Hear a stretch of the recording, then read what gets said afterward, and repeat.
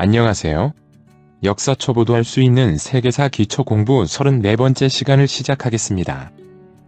이번 시간은 당나라에 대해서 학습하실 건데요. 지난 31번과 32번 영상에서는 당나라 건국과 당태종 시대의 율령체제 개편, 그리고 고구려 원정에 대해서 알아보았고, 33번 영상에서는 당고종과 측천무에 대해서 알아보았는데요. 이번 영상은 당현종과 안사의 난, 그리고 당나라 멸망에 대해서 알아보겠습니다.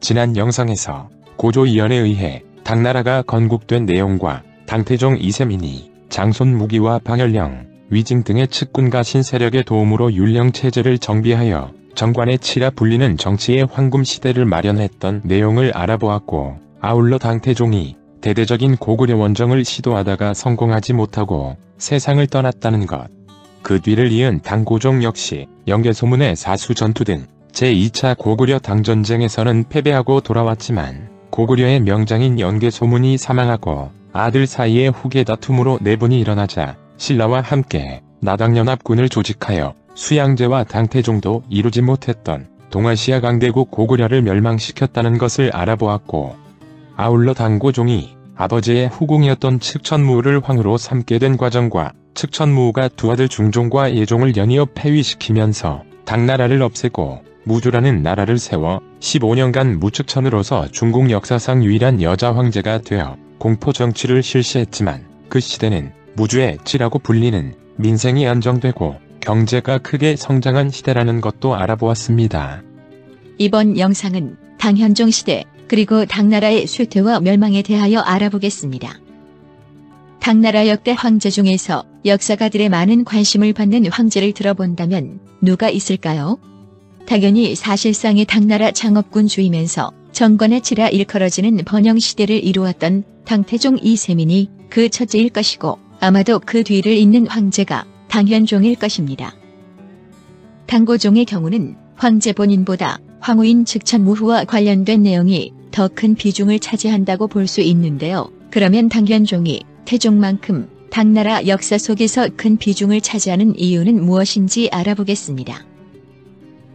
여기서 먼저 당나라 현종에 대해서 알아두어야 할 핵심 내용을 들어보자면 어떤 것이 있을까요? 당나라 현종에 대한 중요 핵심 내용으로는 세 가지를 들 수 있는데요. 그 첫 번째는 개원이치라고 일컬어지는 당중흥기를 이루어냈다는 것이고, 두 번째는 현종과 관련하여 가장 널리 알려진 내용으로 중국 4대 미녀인 양귀비일 것이고, 마지막 세 번째 내용으로는 당나라 쇠망의 원인이 된 안사의 난을 들 수 있을 것입니다. 그럼 당현종이 황제가 된 과정을 알아보겠습니다. 지난 영상에서 살펴본 당고종, 그리고 측천무와 이번 영상의 주인공인 현종은 어떤 관계일까요? 당현종은 5대 황제 예종의 아들로 당고종과 측천무의 손자입니다.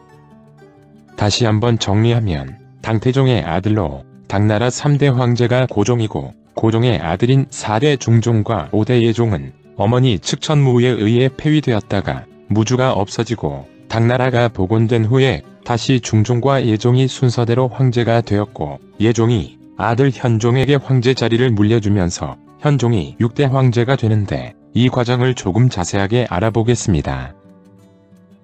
684년에 당고종이 죽은 후 4대 황제가 된 사람은 고종과 측천무의 셋째 아들 이현으로 중종이 되는데, 아내 위황후의 아버지인 위현정을 시중관직에 앉히려다가 황제가 된 지 한 달 만에 어머니 측천무에 의해 폐위되었고, 그 뒤를 이어 측천무의 넷째 아들 이단이 황제가 되는데, 그가 당 5대 황제 예종입니다.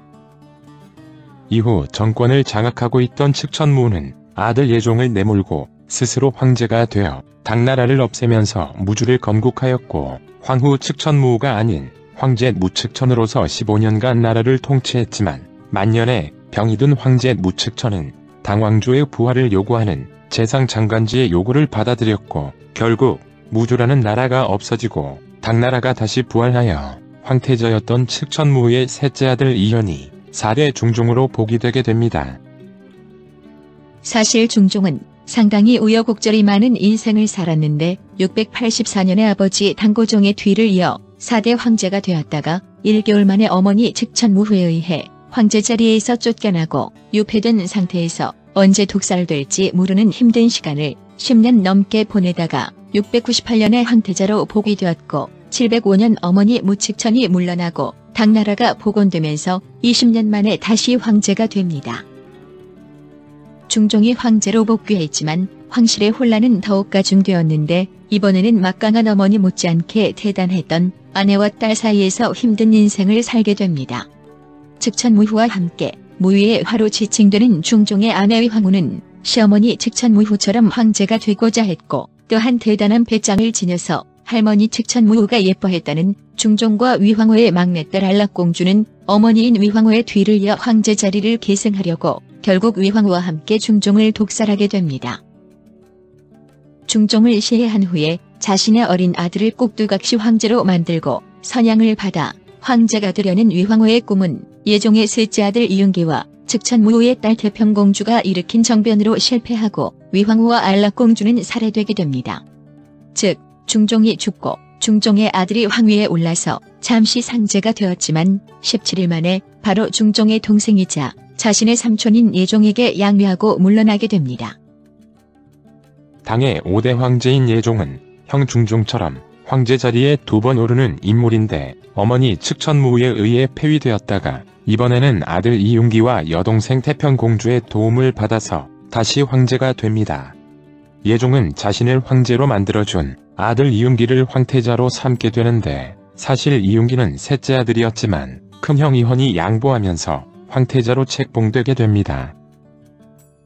예종이 황제가 되자 조정의 실권은 또 다른 쿠데타의 주역이자 측천무후의 딸인 태평공주에게 돌아가게 되는데 태평공주는 측천무후와 외모뿐만 아니라 성격면에서도 닮은 점이 많아서 측천무후와 고종이 무척 아낀 딸이라고 하며 무측천 시대에도 어머니인 황제의 측근으로 꼭 필요한 중요한 역할을 적절하게 해내어 어머니의 총애를 받았다고 하는데 무측천이 병으로 쓰러지고 황제의 애인으로 총애를 받던 장혁지 형제가 정권을 휘두르자 어머니를 퇴위시키고 오빠 중종을 복위시키는 정변에 동참하였으며 이후 중종의 황후인 위황후와 안락공주가 중종을 독살하고 권력 장악을 시도하자 태평공주는 조카 이윤기와 손을 잡고 위황후와 안락공주 등 그 일족들을 모조리 죽이고 오빠 예종을 황제로 만들게 됩니다. 여동생 태평공주와 아들 이윤기에 의해 황제가 된 예종은 모든 정사를 여동생 태평공주와 의논하였다고 하는데 태평공주의 세력이 커지면서 만만찮은 실력자인 황태자 이윤기와 대립하게 됩니다. 고모 태평공주는 조카인 황태자 이윤기가 파당을 만들고 있다고 황제에게 고하여 황태자 폐위를 시도하는데 이를 미리 알아챈 이윤기 측에서 예종에게 태평공주의 축출을 시도하게 됩니다. 태평공주와 황태자 이윤기 사이에 갈등이 심화되자 여동생과 아들 사이에 낀 예종은 태평공주의 반대에도 불구하고 황제위를 아들에게 양위하고 태상왕으로 물러나버렸고 황태자 이윤기가 27살에 황제가 되는데 이 사람이 당 6대 황제 현종입니다. 현종의 통치에 대한 역사가들의 평가를 알아보면 현종 집권 전반기와 후반기로 나뉘어서 두 시기에 대한 평가가 완전히 다른데요. 현종 전반기 약 30년간은 개원이라는 연호를 사용하던 시대로 개원의치라 일컬어지는 태평성대라 평가받는 시대이고 현종 후반기, 즉 연호를 천보라고 바꾼 시기를 전후하면서 당나라는 쇠퇴기로 들어가게 됩니다. 즉 정관의 치만큼 유명한 개원의치라는 당중흥기가 쇠퇴기로 바뀌게 되는 그 변화의 가운데에 있는 인물이 바로 현종이 총애했던 양귀비이고 그 결과로 당나라가 쇠퇴하는 가장 대표적인 내용이 안사의 난이라고 기억하시면 되겠습니다. 그러면 현종 전반기의 번영기인 개원이치에 대해서 알아보겠습니다.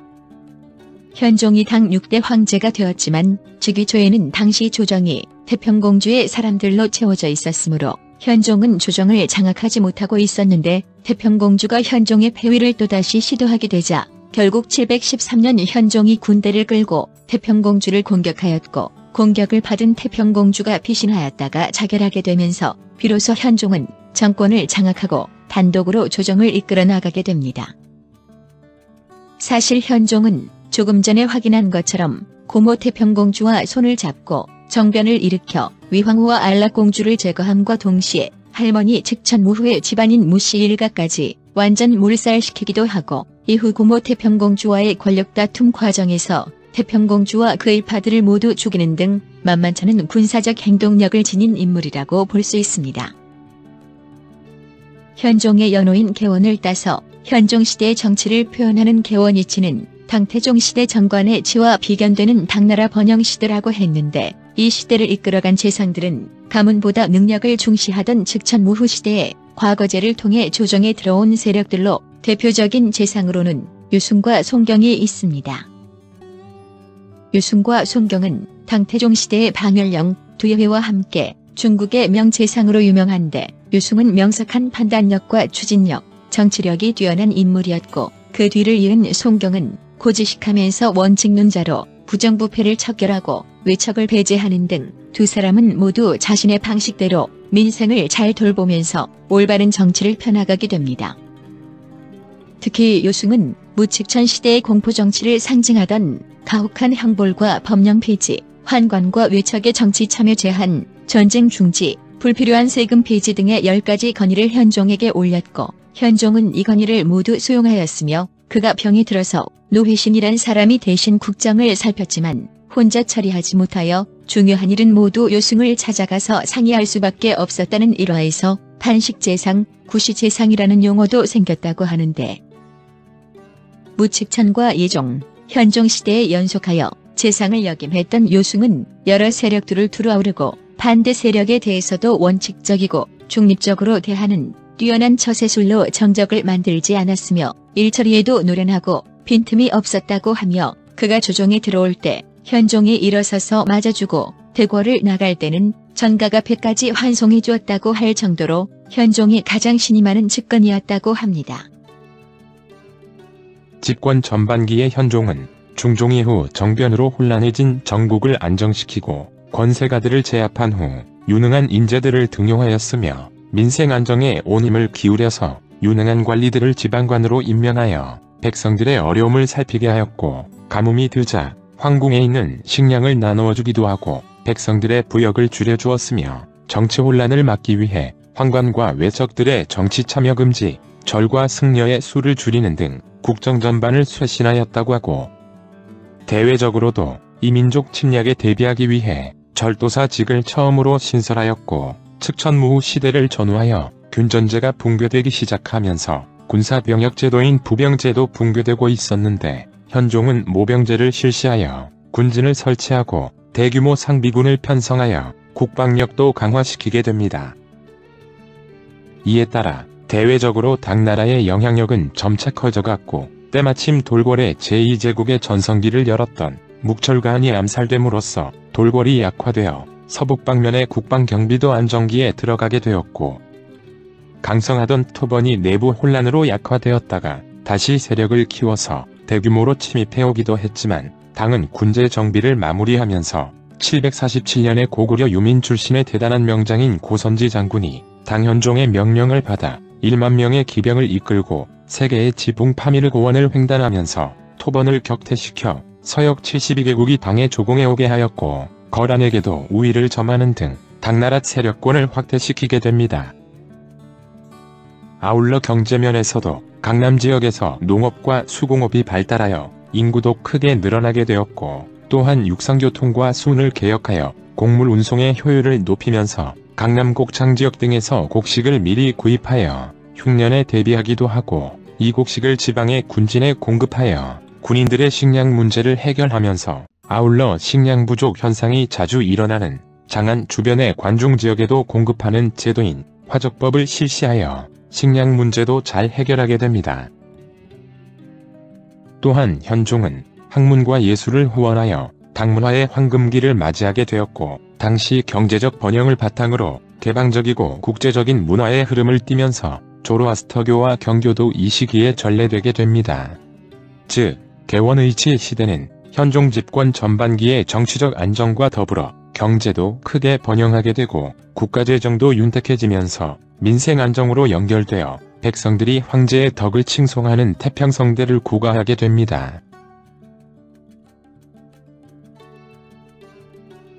그런데 이러한 현종의 위민 정치는 개원 30년에 연호를 천보로 고치면서 상황이 달라지게 됩니다. 현종은 집권 기간이 길어지면서 정치적 독단에 빠져 간언하는 충신들을 무시하고 아첨하는 간신배들이 황제 주변에 가득 차게 되면서 국정은 문란해지고 황제는 정사를 돌보지 않고 사치와 향락에 빠지게 됩니다. 이 천보 시대의 혼란을 칭하는 말이 천보난치이고 당현종의 이런 변화에는 양귀비가 있습니다. 양귀비는 이름이 양옥환으로 아버지는 당나라의 하국관리였습니다. 어린 시절에 부모를 잃고 숙부집에서 자랐는데 엄격한 숙부는 조카 양옥환에게 시문을 외우게 하는 등 한학을 공부하게 했지만 그녀는 숙부집에 있던 하녀에게서 호선무라는 춤을 몰래 배웠다고 하는데 뛰어난 미모로 소문난 양옥환에게 반한 현종의 18번째 아들인 이모와 16살에 결혼하게 됩니다. 당시 현종은 총애하던 무해비가 병으로 사망하고 외로워하고 있었는데 황제의 새로운 상대를 물색하던 환관고력사는 며느리 양옥환이 소문난 미인이라며 술자리에 불러보도록 했고 예술 방면에 조예가 깊었던 현종은 무해비를 닮은 아름다운 양옥환이 추는 춤을 보고 첫눈에 반해버렸고 그녀를 얻기 위해 아들과 며느리를 이혼시키고 그녀를 도교 사원에 출가시켰다가 궁안으로 불러들여서 몇 년 후에 그녀에게 귀비의 조서를 내리게 됩니다. 서시, 왕소군, 조선과 함께 중국의 4대 미인이라는 양귀비는 아름다움으로 나라를 위태롭게 만든다는 경국지색의 전형에 해당합니다. 이백과 백거이 등 당나라 대시인들이 그녀의 아름다움을 노래한 시가 전할 정도로 뛰어난 아름다움과 가무에 능했다는 그녀에게 매혹된 현종은 양귀비에게 정신이 빠져 정사에는 아무런 관심을 두지 않았고 매일 양귀비와 놀기에 바빴으며 양귀비가 요구하는 모든 것을 들어주었다고 합니다. 통통한 몸매의 흰 피부와 화려한 용모를 지녔다는 양귀비는 현종의 사랑을 계속 유지하기 위해 다양한 미용법을 이용하였다고 하며 현종은 유명한 온천이나 경치 좋은 곳에는 화려한 궁을 지어 양귀비와 자주 행차하였고 그녀가 바라는 사치스러움을 모두 채워주었다고 합니다. 아울러 양귀비의 언니와 오빠 모두에게 높은 관직과 직첩을 수여했고 양귀비의 환심을 사기 위해서 그녀의 친척 오빠인 양소에게 국충이라는 이름을 하사하고 승상관직까지 주게 됩니다. 현종이 양귀비에 빠져서 정치가 파탄나면서 현종 전반기에 개원이 치를 이룩했던 능력 있는 관리들은 점차 조정에서 밀려나게 되고 당고종과 식천무에 의해 몰락했던 관롱 집단 세력들이 다시 조정을 장악하게 되는데 대표적인 인물로는 구밀복검이라고까지 평가되는 이인보가 있습니다. 간신배의 표본인 이인보가 재상이 되어 양국충과 함께 현종을 대신하여 권력을 휘두르게 되는데 각종 음모와 권모술수로 19년 동안 현종의 측군 세력들을 자기 손에 넣어서 현종의 눈과 귀를 가렸으며 권력을 이용해 엄청난 재산을 모았을 뿐만 아니라 군사력을 확보하기 위해 안록산을 절도사로 임명하게 됩니다. 그런데 정치 권력뿐만 아니라 군사 세력까지 갖추어 자신의 세상을 꿈꾸던 이인보가 꿈을 펼쳐보지도 못하고 죽게 되자 권력을 독차지한 양국충이 걸림돌이 되는 안록산을 제거하고자 하였고 두 사람 사이에 권력 다툼이 벌어지게 되면서 현종의 총애가 양국충으로 옮아가게 되자 안록산은 양국충을 토벌한다는 명목으로 755년에 반란을 일으키게 되는데 이것이 안사의 난입니다. 안사의 난이란 안록산과 그의 부하였던 사사명이 연이어서 반란을 일으켰다 하여 붙여진 이름인데 양귀비의 친척으로 재상이 된 양국충과 양귀비의 아들을 자처하던 안록산 사이에 권력 다툼이 원인이 됩니다. 난을 일으킨 안록산은 중국 한족이 아니라 아버지는 일환계 소그드인이고 어머니는 돌궐족이라고 하는데 여기서 소그드인은 중앙아시아 지역의 유목민족인 스키타이인을 일컫는 말입니다. 안록산은 소그드어를 사용했지만 동서교류에 큰 역할을 했던 민족의 후손답게 6개 국어에 능통했다고 합니다. 안록산이 어렸을 때 그의 아버지가 당나라로 귀화하였는데 총명하면서 사람을 잘 사귀고 상술에도 뛰어난 안록산은 중개무역으로 큰 부를 얻게 되었고 당조정에 연결되기 위해 많은 뇌물을 뿌렸으며 권신 1인보 1파에 속하게 되면서 절도사로 임명되게 됩니다. 또한 당현종의 총애를 받고 있던 양귀비에게도 접근하여 그녀의 양아들이 되는데, 사실은 안록산이 양귀비보다 15살가량 나이가 더 많았다고 하지만 이런 노력으로 결국 당현종의 총애를 받아 평로와 범양, 하동에 무려 3개 번진 절도사를 겸하게 됩니다. 여기서 절도사와 번진에 대해서 확인해 보겠습니다. 번진은 당나라가 주로 서북변방을 지키기 위해 설치한 군사행정 조직을 말하고, 절도사는 번진의 지휘관을 말합니다. 그런데 당중앙 정부의 통치력이 약화되면서 절도사는 해당 지역의 군사행정뿐만 아니라 그 지역의 일반 행정과 재정을 담당하는 관찰사를 겸하게 되면서 군사, 민정재정까지 통괄하는 막강한 권력을 가지게 되는데, 안사이난을 일으킨 안록산이 바로 3개 지역의 절도사 자리를 차지하게 됩니다. 평로, 범양, 하동 3진의 절도사를 겸한 안록산의 총병력은 약 18만 명 정도였는데, 양국충을 제거한다는 명목으로 안록산이 반란을 일으키자 오랜 기간 반란이나 이민족 침입이 없었던 당나라는 극도의 혼란에 빠지게 됩니다. 이때 탈라스 전투로 유명한 고구려 유민 출신의 고선지 장군이 부원수로 임명되어 반군을 막아내고 있었는데, 고선지는 반란 초반에 압도적인 안록산 군대의 매복 공격을 피하기 위해 작전상 후퇴하면서 적에게 뺏길 가능성이 있는 무기를 파묻고 창고를 열어 식량을 백성들에게 나누어주는 등 소개 작전을 펼치고 있었는데, 군량을 탈취하고 반군을 진압하지 않고 후퇴했다는 환관변영성의 모함을 받아 처형당하게 되면서 결국 반란군은 수도 장안을 함락시키게 됩니다. 수도 장안을 방어하는 군대보다 압도적으로 많은 숫자의 반란군이 낙양을 점령하고 안록산이 국호를 연으로 황제로 즉위하자 당현종은 양귀비와 조정 대신 금군을 데리고 수도 장안을 버리면서 스촨 지방으로 도망쳤는데, 당시의 현종은 이미 이전 개원이치 당시의 훌륭한 성군이 아니었습니다. 피난길에서 당현종을 호위하던 군인들과 백성들이 이번 사태의 원인이 된 양국충과 양귀비의 처단을 주장하자 현종은 양귀비를 적극적으로 보호하지 못했고, 군인들과 백성들의 분노에 양귀비를 희생양으로 삼으며 자신의 안위를 챙기게 됩니다. 자신이 원하는 모든 것을 해주던 현종도 어쩌지 못하는 상황에 처하자 모든 것을 포기한 양귀비는 황권고력사에 이끌려 자결 형태로 목줄려 죽으면서 38살의 나이로 경국지색의 최후를 맞이하게 되고, 자신의 목숨 부지에 급급했던 현종이 사천 지방에 피난가 있는 동안에 다른 지방에서 분조를 이끌던 황태자 이형이 병사들의 추대로 황제 자리에 오르게 되면서 현종은 태상왕으로 물러나게 됩니다. 태상왕으로 응가하여 있으면서 양귀비의 죽음에 죄책감을 느끼던 현종은 양귀비의 초상화 앞에서 그녀를 그리면서 78세의 생애를 마쳤다고 합니다. 그리고 안사의 난중인 756년에 피난 중인 현종으로부터 황제위를 양이받은 황태자 이형이 당 7대 황제의 숙종이 되면서 안록산의 반란을 진압하기 위한 군대를 모으게 됩니다. 그런데 수도장안도 함락시켰던 안록산은 원래 눈이 좋지 못했는데 거병 후 얼마 지나지 않아 거의 실명하게 되었고, 아울러 후계자 문제로 갈등이 생기면서 권력을 노리던 아들 안경서에게 살해되게 되고, 숙종의 정부군에 쫓겨 달아나던 안경서는 부하였던 사사명에게 다시 살해되는데, 사사명은 안경서를 죽이고 스스로 황제를 칭했으나 사사명 역시 자신의 아들 사조이에게 피살되었고, 당군에 쫓긴 사조이가 자살하면서 안사의 난은 끝나게 됩니다. 안사의 난은 755년에서 763년까지 해수로는 8년에 불과한 반란이지만, 이 반란을 통해 당나라는 이전의 상태로 회복할 수 없을 정도로 국력이 피폐해지게 되고, 이후에 당나라는 점점 수망의 길을 걷게 됩니다. 지난 영상에서 당나라의 역사적 의의가 중국의 제도와 법령을 잘 정비하여 율령체제로 완성시켰으며, 당나라에서 정비된 정치체제와 국가 통치를 위한 여러 제도들은 중국의 후대 국가들과 동아시아 지역에 큰 영향을 준다고 했는데, 당나라에서 완성된 대표적인 국가 통치 제도로는 균전제와 조용조, 부병제가 있었습니다.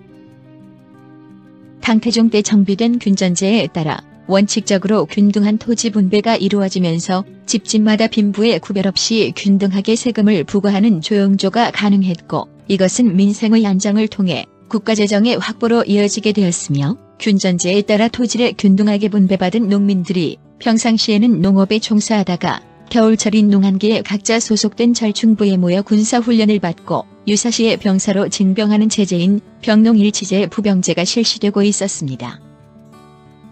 그런데 안사이난 이전부터 붕괴되고 있던 이 제도들은 안사이난을 거치면서 완전히 붕괴되게 됩니다.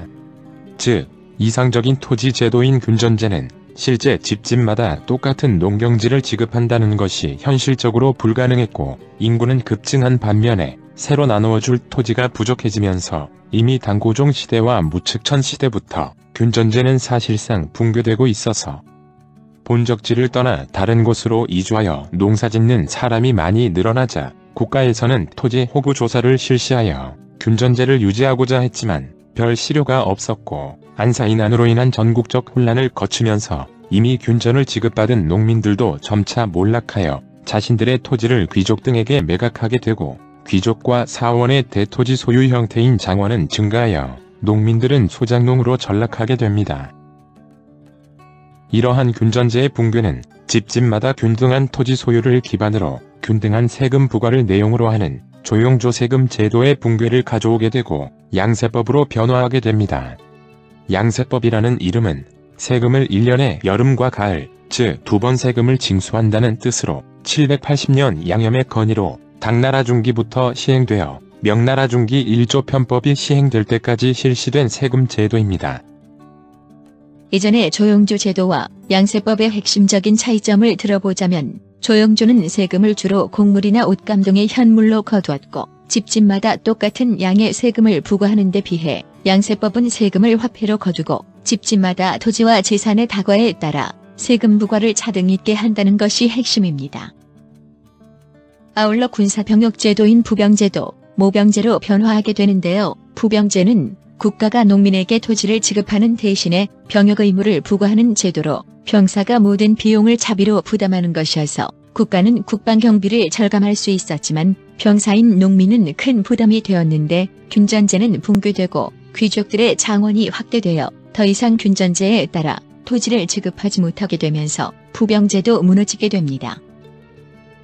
당의 군자가 의무병제도인 부병제를 바탕으로 하는 도부체제를 대신하여 변방 방어를 위해 설치된 번진체제로 변화하면서 직업군인제인 모병제로 전환되는데, 번진을 구성하는 군대는 절도사로부터 모든 생활보장을 받는 모병으로 구성되었고, 율령체제가 붕괴되고 안사이난을 지나는 동안에 수많은 몰락농민과 유민들이 모병으로 번진에 흡수되어 용병들은 당나라보다는 자신들에게 경제적 기반을 제공하는 절도사에 충성하게 되면서 절도사 세력 강화와 5대 10국 시대의 분열로 연결되게 됩니다.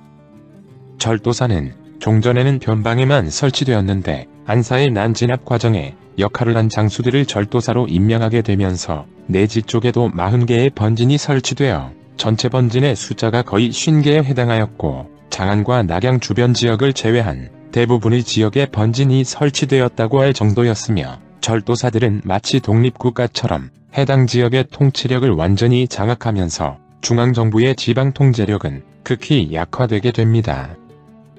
특히 안록산의 부하들이 투항하면서 절도사직을 받았던 위박, 성덕, 노룡의 이른바 하북삼지는 당조정의 명령을 받들지 않을 뿐만 아니라 조세도 중앙으로 보내지 않고 관내 지역의 관리 임면도 스스로 처리하는 등 반독립 상태를 유지해가게 됩니다.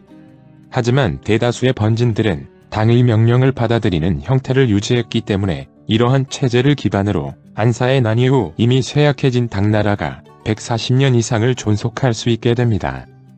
그러나 지방 절도사 문제뿐만 아니라 당나라 조정에서도 황관이 황제 계승 문제에 관여하기도 하고, 그런 황관 세력을 몰아내기 위한 시도를 하다가 실패하여 황제가 교체되기도 하고, 문벌 귀족과 신진 관료 간의 당쟁도 격화되는 등 중앙 정치가 혼란에 빠지면서 통치기강은 완전히 무너지게 되었고, 과중한 세금 부과와 부패한 관리들로 백성들의 생활이 파탄나면서 크고 작은 밀란은 계속되게 됩니다. 그 중에서 당나라 멸망으로 연결된 밀란이 소금 밀매업자 황소가 일으킨 반란입니다. 당시 당나라는 소금 전매를 통해 재정 수입의 절반 이상을 해결하고 있었는데 전매제 때문에 30배나 가격이 비싼 소금을 사 먹을 수밖에 없는 백성들의 불만은 커져가고 있었지만 당 정부는 소금 밀매업자들을 강력히 처벌하는 방법으로 소금 전매제를 유지하고자 했습니다. 당시 희종 원년에는 기근이 심하게 들어서 수많은 사람이 굶주리고 있었는데 소금 밀매업자였던 왕선지와 황소가 농민들을 선동하여 반란을 일으키게 됩니다. 왕선지가 죽은 후 그의 부대까지 흡수한 황소는 무려 60만 명으로 늘어난 대군을 끌고 와서 황제가 비난가 버린 장안을 함락시키고 새 나라를 세워 국호를 대제로 하고 황제가 됩니다. 그러나 국가로서의 기본적인 체계뿐만 아니라 군대의 편제도 갖추어지지 않은 황소의 군대는 당나라 정부군의 공격을 받아 장안이 포위되는 상황에 처하게 되었고 황소는 신복인 주온, 즉 주전충을 출병시켰으나 주온은 당나라에 항복해버렸고 결국 이극룡에 의해 토벌되면서 황소는 자결하게 됩니다. 황소의 난은 진압했으나 이미 당나라의 국력은 땅에 떨어져서 장안 주변만을 근근히 통치하고 있었고 당은 황소에 부하였다가 당나라로 투항했던 주전충을 절도사로 임명하였는데 관료 세력이 주전충을 이용하여 환관 세력을 제거하려고 그를 조정으로 불러들이자 주전충은 이를 기회로 당소종을 살해하고 13살의 애종을 황제로 만들어서 선양을 받고자 했고 907년 드디어 선양을 받은 주전충에 의해 300년간 이어진 당나라가 멸망하고 새로운 왕조 양나라가 건국되면서 중국은 세 번째 분열 시대인 5대 10국 시대로 들어가게 됩니다. 중국사 시대 구분에서 안사이난 이후에 당말 5대 시대가 시대 구분의 큰 전환점이 된다고 했는데요. 이번 시간의 당현종 시대는 전반기에 개원이 치라는 당중형기에서 양귀비를 총애했던 천보연간의 후반기로 가면서 당나라 쇠퇴가 시작되게 되고 8년간의 안사이난을 거치면서 당태종 때 완비된 당나라 율령체제와 동아시아에 큰 영향을 준 제도들도 완전히 붕괴되고 당멸망 이후에 5대 10국 시대를 거치면서 변화의 정점으로 이어지게 됩니다. 당현종과 안사의 난에 관한 영상은 여기까지입니다. 시청하시느라 정말 수고하셨습니다. 다음 35번째 영상은 당나라의 사회와 경제, 문화에 대해서 학습하시겠습니다. 대단히 감사합니다.